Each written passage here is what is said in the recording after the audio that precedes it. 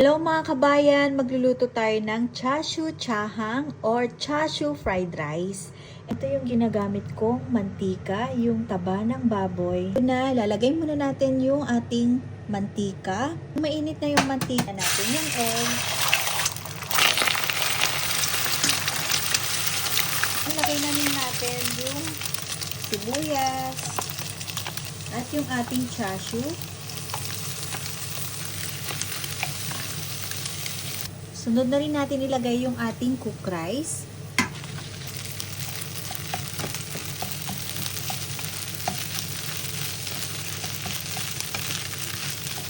And lagay na natin yung ating kumatsuna.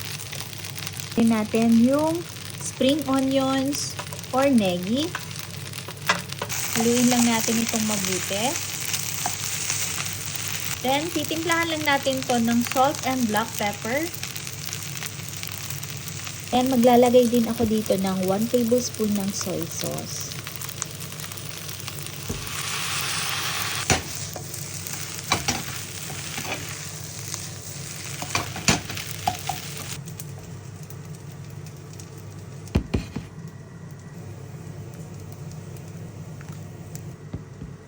Yan, ready na po. Kain tayo. Thank you for watching. Bye!